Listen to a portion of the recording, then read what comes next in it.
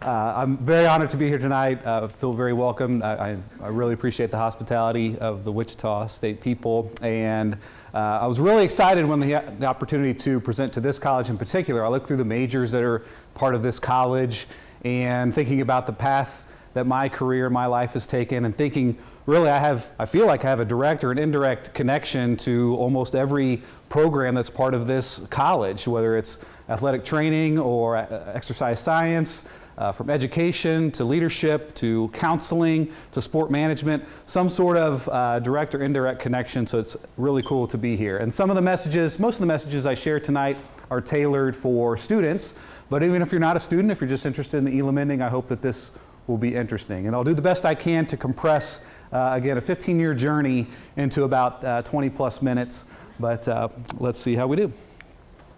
So again, I'll talk a little bit about the background of the Elam Ending. Some of you in here might be very familiar with that. Some of you maybe have never heard of it before, but I'll do my best to kind of teach to the middle when it comes to that. I'll talk about my professional background, my varied background, and how I've been able to draw from each of those experiences. And then again, some takeaways, particularly for students that I think can be valuable, that have been valuable for me, I know, and that is to identify what I call a smart dream and a crazy dream in your life, and to think creatively about how you can pursue both of those. And then also what I'm calling here inspiration through documentation, which essentially boils down to writing down the best thing that happens to you or the people that you love every day, and carrying that through. So and we'll have a little bit of time for Q&A, as I understand. So the Elam Ending in a nutshell is a concept for the sport of basketball. It is, the simplest way to explain it is that you play most of the game with a clock, and you play the last part of the game without a clock. And the different leagues and events that use it can use different settings for it. And the idea is not to change basketball. It's really to do the opposite by preserving a more natural and exciting style of play through the end of every game. Well, this is a format that's been implemented. It's been implemented including at TBT, the basketball tournament. It's been implemented here in Wichita, and it's produced some really great moments at Koch Arena. Let's see. All right.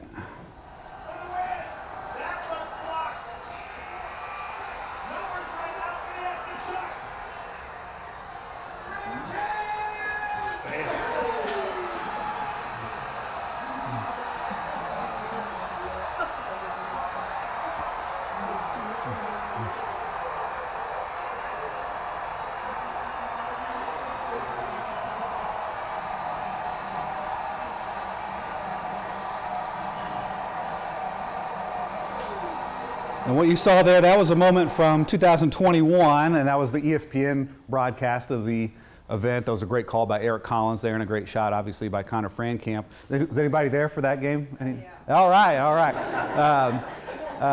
And I wish we could go through all these great moments. Here's another quick one here from 2022, just about a month ago. This was in the quarterfinals of TBT, and I love to watch the ESPN broadcast, the very polished broadcast, but sometimes I like to see some of the unpolished footage too. So this is actually from a cell phone of Taylor Eldridge. Many of you probably know Taylor Eldridge, taken from the sideline. And I've seen this clip a few times, but I love it because there's lots going on here, and it seems like I notice something different every time I watch it. So it's kind of fun here.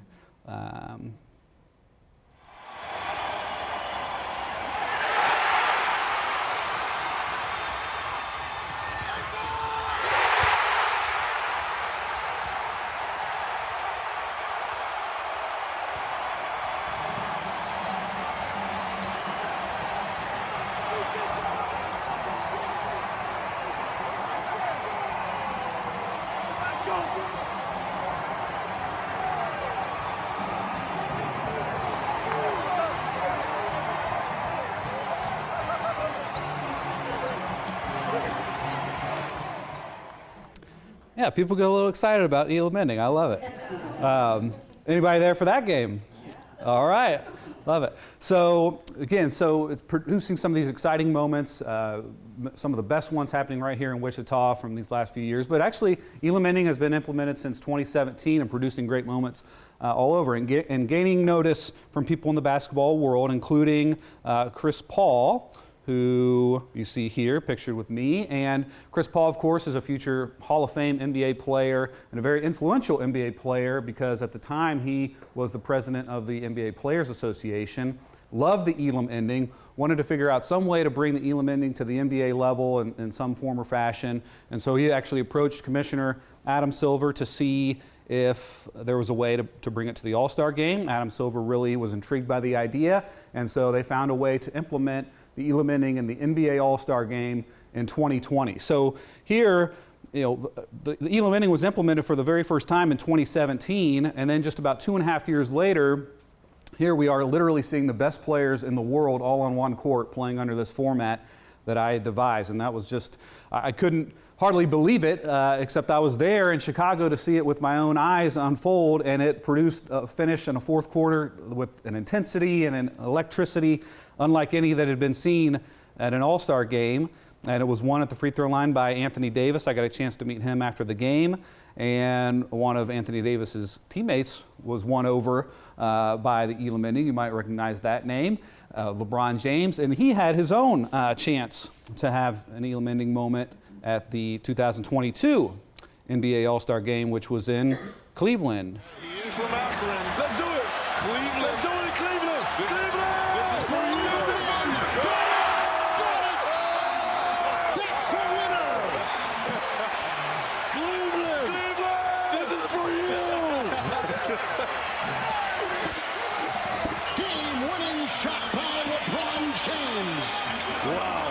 What a form. Now, he didn't have his best shooting night the whole night, but right there in that moment when the game was on the line, that turnaround jumper that he hit there, that was a tough shot.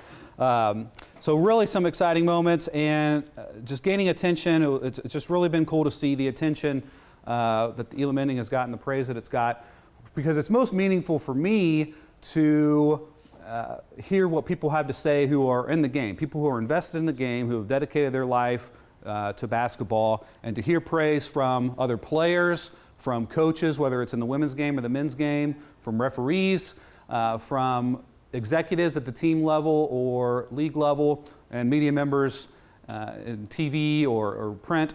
It's just really been exciting. And so, but again, this is not an overnight story. So many people are still seeing the Elam Ending for the first time, or they've seen it for the first time in 2017 actually come to life. But this story goes all the way back to 2007 when I first devised this concept and pursued this project, never knowing if it was ever actually going to get off the ground, but trying to find some way to move it forward. And so that's the main message I want to share today. Now, just to get into the nuts and bolts a little bit more, if you're not sure what in the world I'm talking about with the Elam Ending, so the way it works is that you, again, play most of the game with the clock and you play the last part of the game without a clock. Different variations are used in different leagues and levels. TBT uses a version where you get rid of the clock at the 4-minute mark of the fourth quarter, and then you set a target score equal to the leading team's score plus 8. And so, for example, let's say the score is 65-60. When you get to that 4-minute mark of the fourth quarter, okay, we're going to get rid of the clock and play the rest of the game without a clock. It's still 65-60, but now the first team to 73 wins the game. And the idea and all that of its intended purposes has been proven out now that we have hundreds of games to analyze and scrutinize, and it's meeting its aims, because when you think about the difference of the influence of the clock versus no clock, if you think about a timed game when you're trailing and you're on defense late in the game, you're so desperate to stop the clock that you are forced to foul and hand away free points to your opponent. And that takes away all the athleticism and fluidity from the game. But with the Elam Ending, you don't have to do that. You can rely on defensive stops, and what you see, a defense is really clamping down late in the game and adding an intensity to it. In a timed game, when you're ahead and you're on offense, you can really settle into a very passive style, trying to run out the clock. But with the Elam Ending, there is no clock. You don't have that option. You are required to score to win the game. And so if you have a lead, whether it's a slim lead or a big lead, you still have to play assertively and lean into the finish, and that creates an exciting finish to the game. With a timed format, the influence of the clock is so overbearing that we see some of the sloppiest play, some of the most desperate, almost silly shots when the game is on the line. And with the Elam Ending, we're able to see both teams play their best on both ends of the court when the game's on the line. That's very exciting too. With the timed format, the data bears out that even slim deficits are very, very difficult to overcome, and that takes away the drama and the suspense and the unpredictability of finishes. And that's what we love about sports, is the unpredictability of it. In the Elam Ending, we're getting many more late comebacks, and then also the chance to see many more memorable game-ending moments. With a timed format, sure, about 1% of the time we see some great finishes, a game ending with a meaningful made basket, but so many circumstances have to align just right for that to happen. And even when it does happen, the moment is still spoiled because a lot of times you have to go to the replay and make sure that the shot was released on time, all that. With the Elam Ending, you get many more great moments like the ones we've seen because circumstances don't have to align so perfectly to still get that great finish. And obviously, it can still produce a celebration that's just as exuberant, if not more exuberant, than what you would see in a timed buzzer beater. So all these measurable things are things that I had hoped on paper would play out, but still had to wait 10 years before seeing in person it come to life and see if it actually did come true. And so it was really kind of a matter of just believing and hoping that finally that I would have that breakthrough. To talk a little bit about my background of what has led me to this, some of this has direct connections, some of it we'll never know. I'll never know exactly what was the influence there, but I think everything that I've done I've had something that I can take away from it. So I'm an educator first. This is the first of 2 slides about my background. And I started out as a math teacher, then after I got my master's, became a school administrator and a principal, and then after I got my PhD, now I serve as a professor. And again, that chapter as a principal is the most cherished chapter of my career, that leadership position. I would not trade those years for anything or that experience for anything. I haven't learned all of life's lessons. I turn 40 tomorrow, so I still have some time to learn life's lessons. But what I say is all the life lessons that I have learned came from that time as a school principal. And the best way I can sum it up is that leadership position made me feel much less smart and much more wise. And I think I learned so much. I mean, there's a million things I learned there. And I think maybe the most important thing that I learned was when you're in a leadership position like that, you learn very quickly that it's not enough to just point out a problem and call it a day. Once a problem is identified, that's your problem until you find a solution or somebody on your team can find a solution. And that experience of having that solutions-oriented mindset or being responsible for finding solutions for problems is very humbling, but it's really a great responsibility and something that I really will always treasure.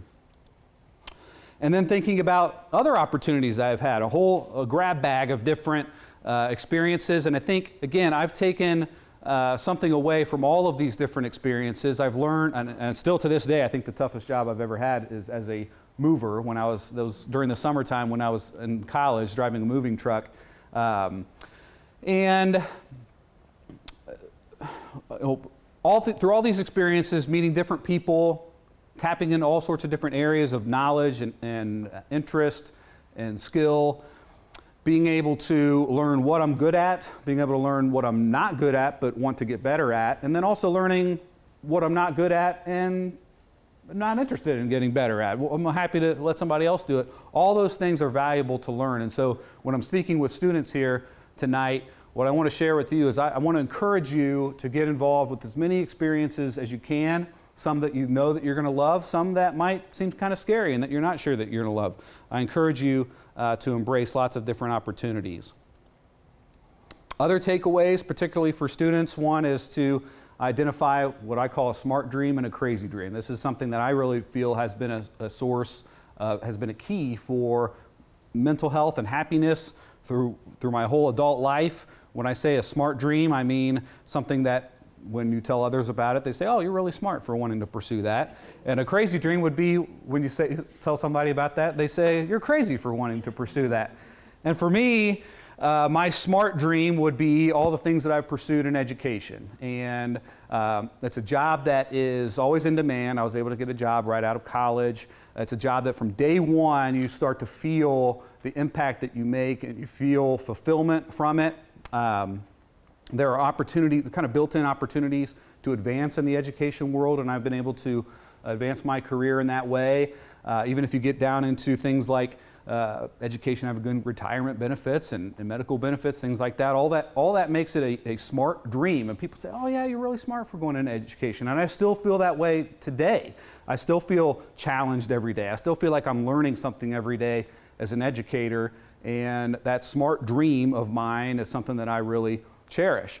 And then along the way, having this crazy dream that I want to introduce this format to the sport of basketball, a sport that I love, that I think a great sport can become even greater. And I have this crazy dream that it might actually become the norm throughout the basketball world and that I would be recognized as its originator. It's a dream that still to this day, I don't know if I'm going to accomplish. It continues to move forward. I continue to feel encouraged that I might accomplish that dream. But whether or not I ultimately accomplish it, it's a dream that I love. And so having these dual dreams, a smart dream and a crazy dream, again, I've been able to kind of have different sources of happiness throughout my life. And hopefully for you, and for me too, your family and your friends are your primary source of happiness. But when it comes to work type stuff, having those different sources is really key because there's been plenty of days where I've had a bad day as an educator pursuing that smart dream, bad day as a teacher, bad day as a principal, but I've been able to draw some happiness and hope, kind of daydreaming and thinking about this crazy dream of mine, thinking about the possibilities, where could this possibly go? And then on the flip side, there's been plenty of days where I've been discouraged in pursuing my crazy dream, thinking, like, what in the world am I doing here? Because again, it was 10 years of just pouring tons of time, energy into researching this and promoting this idea, never knowing if I was ever going to see it actually play out on the court. And even if I did, not knowing if it was ever going to be embraced or be implemented more widely. So there are plenty of opportunities to be discouraged there. But even if I was able to draw some confidence or some fulfillment from my smart dream, knowing that even if that crazy dream never goes anywhere, I've already got a great life and a great career. And so having those dual dreams has really been key for me. And I encourage you to think carefully, particularly, if you're a student, think what is your smart dream? What is your crazy dream? And think creatively, is there a way to pursue both in your life? And then the last takeaway I have for students is what I'm calling inspiration through documentation, but I don't really call it that. I just call it writing down the best thing that happens in my life or my world every day. And this is something I started doing in 2009. I don't really know why I started doing this, and it's not directly related to the basketball project, but for some reason, someday in 2009, I decided, I'm going to start writing, just jotting down, like, what's the best thing that happened to me or the people I love that day. And I wouldn't call it a journal. I wouldn't even call it, it's certainly not a paragraph. I wouldn't even call it a complete sentence. It's about enough to not even take up one full line on a Word document. And I wasn't sure how long I was going to do this, but I have done it every single day since I started in 2009. I have no doubt that I will continue doing this till the day I die because it has been such a source of joy for me to do this. And it takes 30 seconds or a minute at the end of every day. And it's just crazy. It's truly become the collection that I treasure most in my life. To have this list now of thousands and thousands of days, these best things of the day. And it's funny to look back, and I am intentional about looking back, at the end of the month or end of the year, or just picking a random day and looking what was going on in my life at that time. And it's crazy to see how some of these moments are big, small, some really profound and life-changing, some really mundane. The variety, some having to do with family, friends, relationships, some of them having to do with finances or health or world events, some of them having to do with being an educator or this basketball project or some part-time job of mine. It's just this whole variety of things. And what I didn't realize when I started this is that I'm documenting the story of my life. And so many moments and little mini milestones and revelations that would have otherwise been forgotten, that there really isn't a good way to document those. I do have this collection, and it's the collection that I treasure most in my life.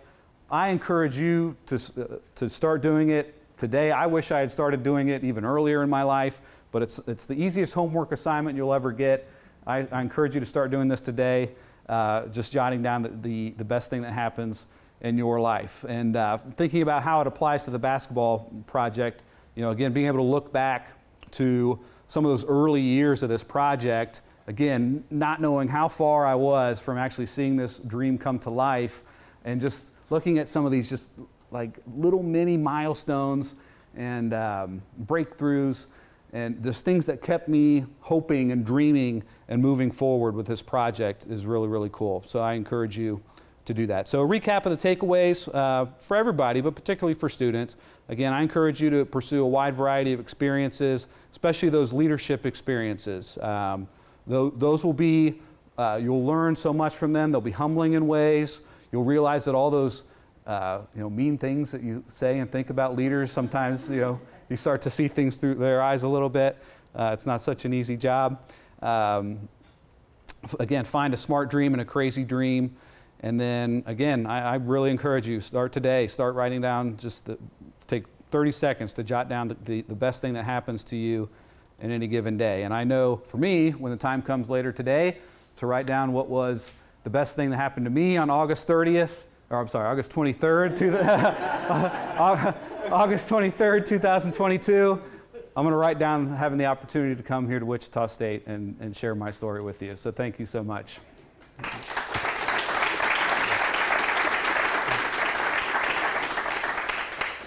So I think we have some time for Q&A. We do. All right.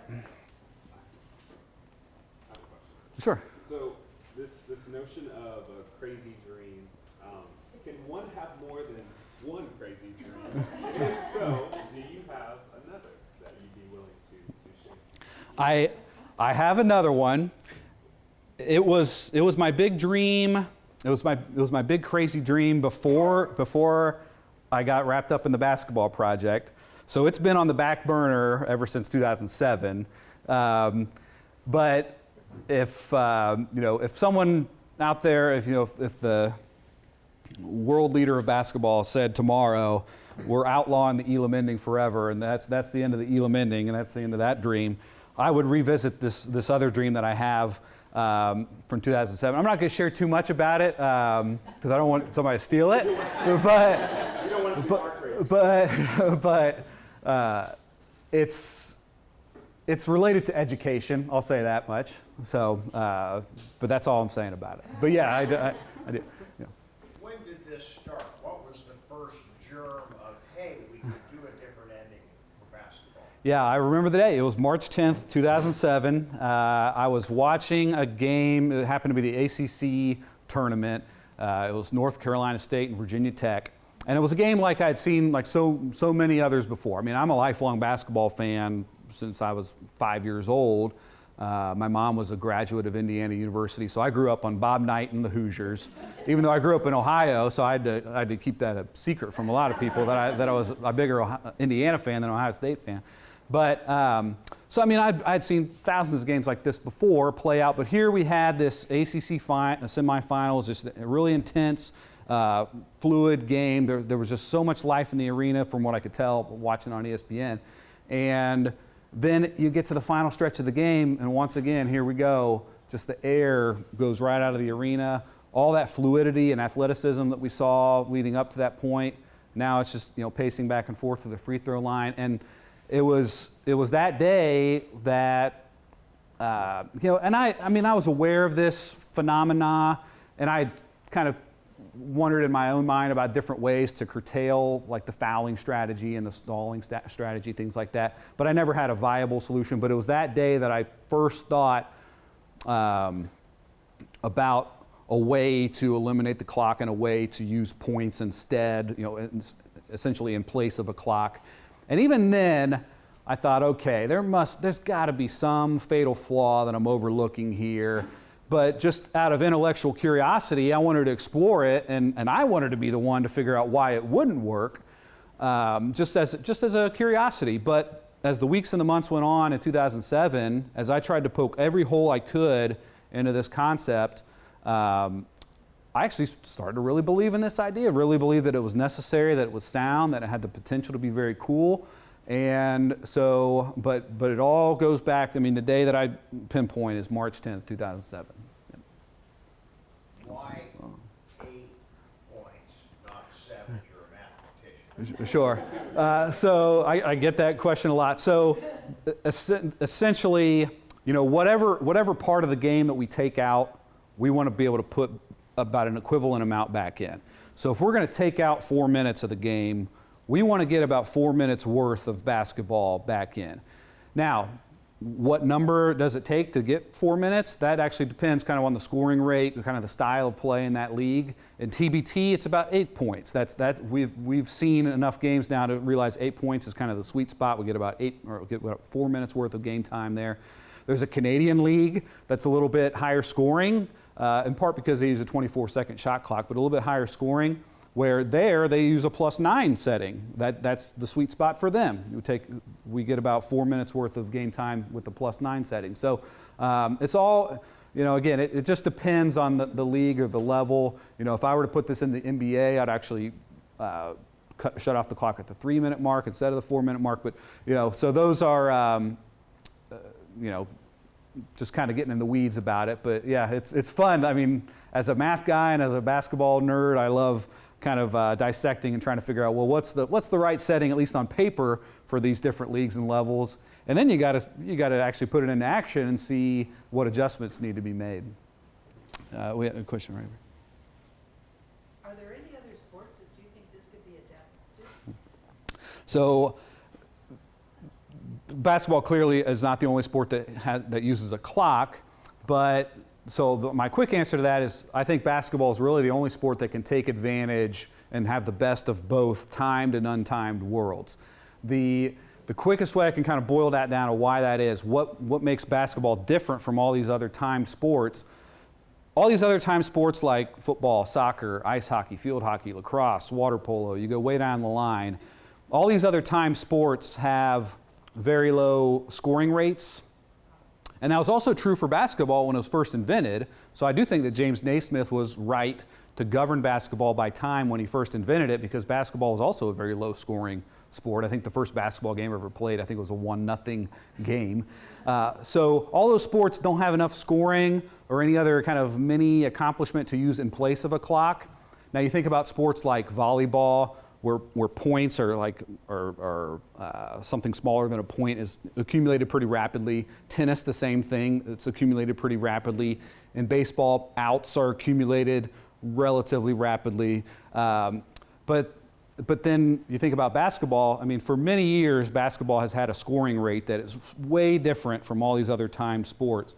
And so basketball could realistically get rid of its clock for part of all of a game. So I would not recommend trying this for other time sports.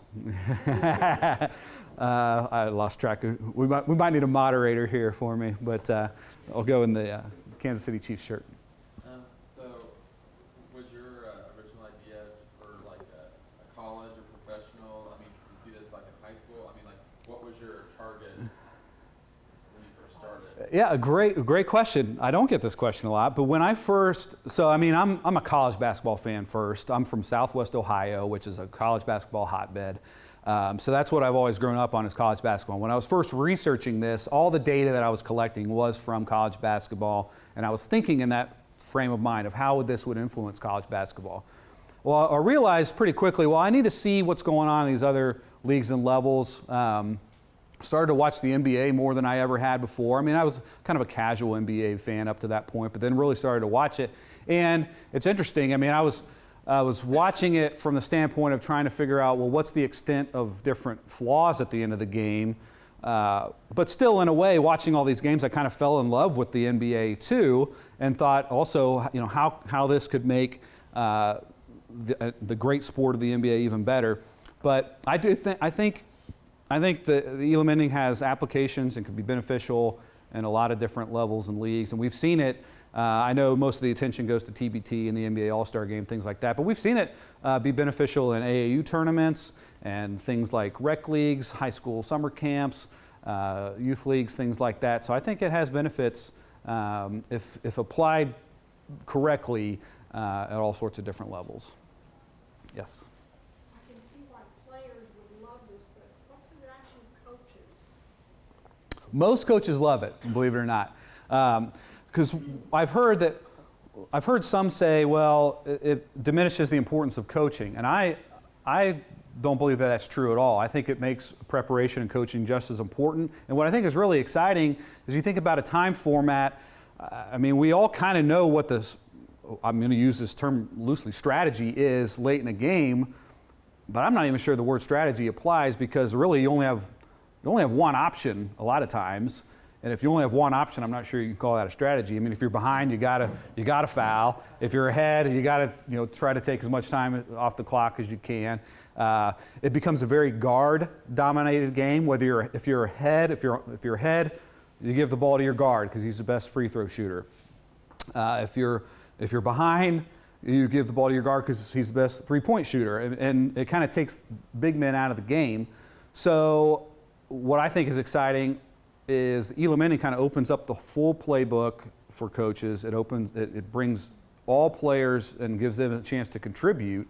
So I think it actually creates more opportunities for strategy and more of a diverse and unpredictable kind of a game. So coaches seem to love it, and especially, and this honestly, one of the coolest things about all this is that I wasn't sure who was going to like it, not like it. But I found some of the most outspoken proponents of the Elam Ending to be longtime high school coaches, people who you would consider to be very old school, kind of seeing what I have been saying all along, that I see the Elam Ending as a very old school kind of throwback idea that brings back fundamental basketball. And I think that that's what a lot of, again, these longtime people who are ingrained in the game seem to love about it. So I think that's really cool when somebody who's been entrenched in the game for their whole life, for a long time, embrace this idea. I think that's really cool.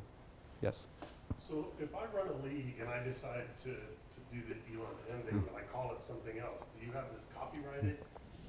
Yeah, great question. So yeah, this is like my least favorite thing to talk about. But when it comes to intellectual property, there's patents, there's copyrights, there's trademarks. There are some things that I can protect, there are some things that I can't protect. So to the extent that I'm able to protect it, I've got people in my corner helping me to protect that. But that stuff's no fun to talk about. So yes.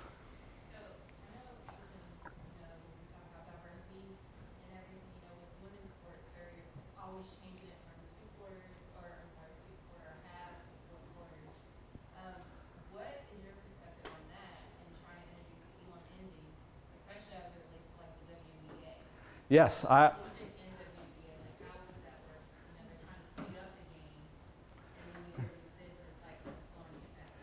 and I love this because WNBA especially has really tinkered with their All-Star Game rules. Some of the rules I don't love. I think they had like a 4-point shot or something this year, and I don't like that 4-point shot. But I'm hoping that one of these years they're going to try Elam Ending in their All-Star Game too. And I think it would just be. I think it would be a great fit. I mean, I collect data for, and it's interesting. When I first started this in 2007, so much has changed since then. Well, first of all, I was recording things on VHS tape. I didn't even have a DVR.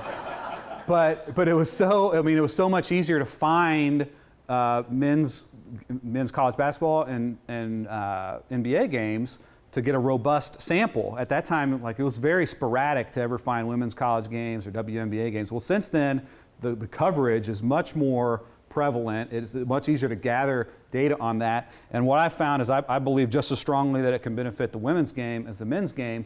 And thinking about specifically women's college basketball versus men's college basketball, women's college basketball has been much more open to evolve than men's college basketball. I like the 4-quarter rule. I like it from the standpoint that it resets fouls. So the women's game has done certain things. So if I had to bet, I would guess that the women would be bolder to try it in the college game before the men would, but it's hard to say. I can't speak necessarily for the representatives at those levels, but I can say that I continue to reach out. I even had a good discussion with someone who is influential in women's basketball earlier this year. She was generous with her time and gave me about 45 minutes to present some of my findings. And so, again, I can only take it so far. I can kind of take it all the way to their doorstep, and then from that point, it's up to them whether they want to adopt it or not. But I absolutely believe that it would be beneficial for the women's game too. Yes? Hey, someone may have already said this. I came in a little bit late, so forgive me. So I have kind of mixed emotions about it. My son-in-law, he plays in the TBT every year, and so that's why I kind of got introduced to it, and I like it in the TBT a lot. On the flip side of that, I think back to those iconic games like the Christian Laettner shot and like the Keith Smart shot against Syracuse.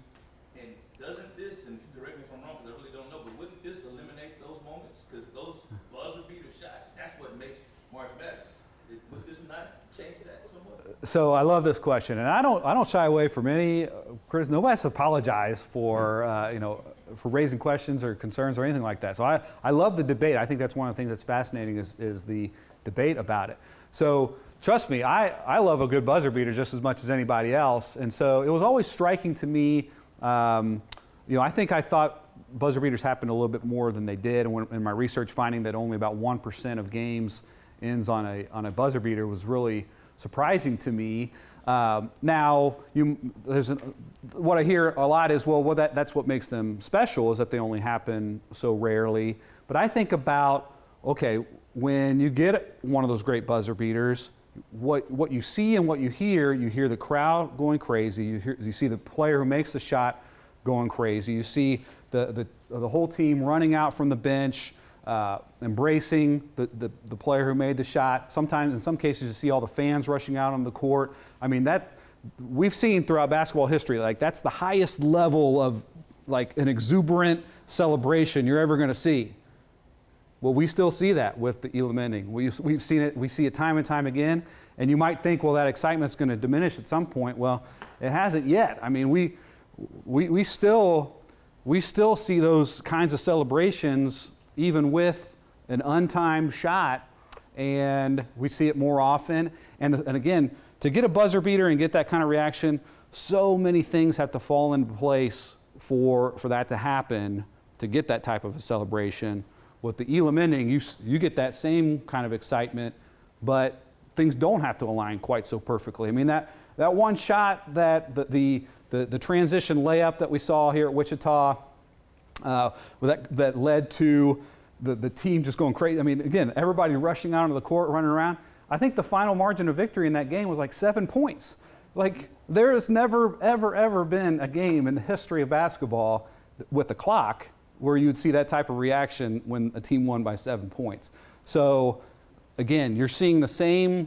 You're getting you get to keep all the good stuff that we like about end of game situations, but you get to eliminate the things that we don't like about late game situations. So that's I think that's part of the appeal of the Elam Ending. Other questions? Yes.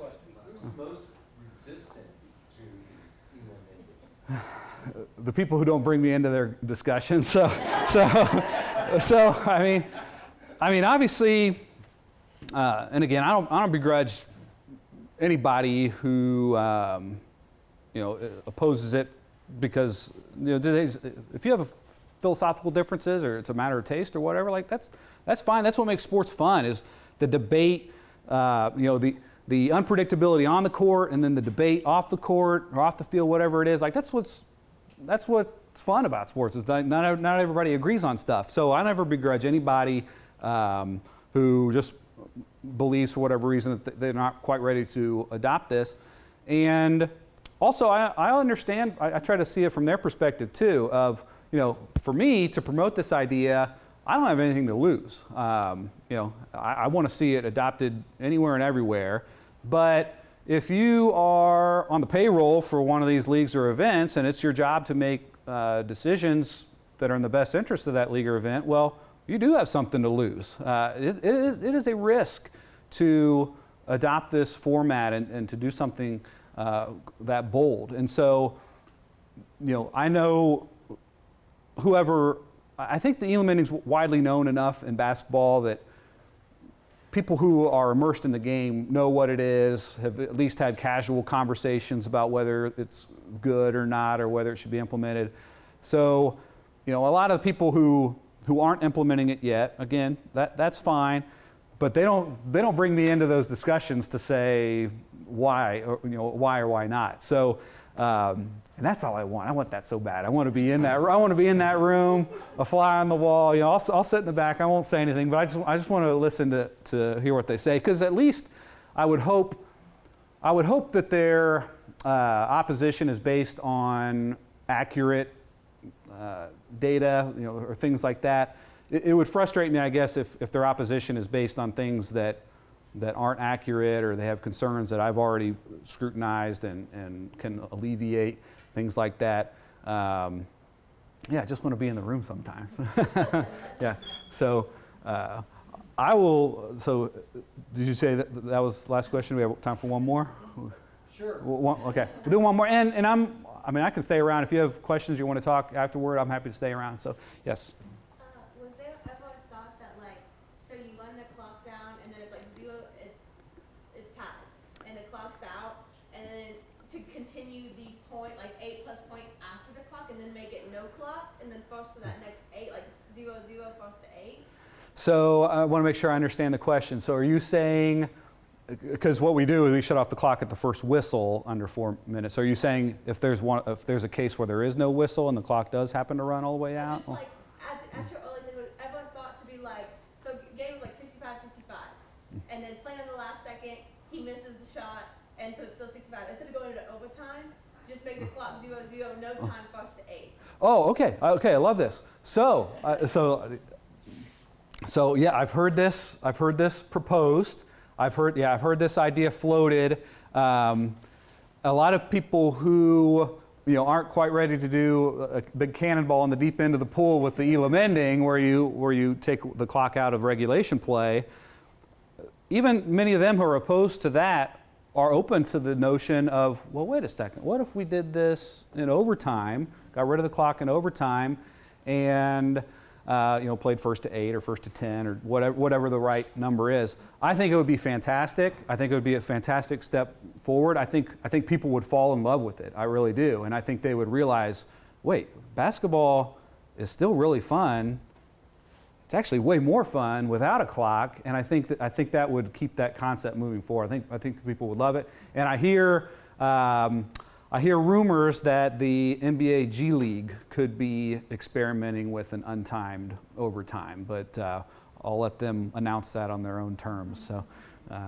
So yeah, but it's exciting to think about, yeah. So we'll say that's the last question, but again, I'm around, and if you want to chat or whatever, I can stick around for a little bit too. But so thank you all again for your interest, and this has been a lot of fun. Thank you.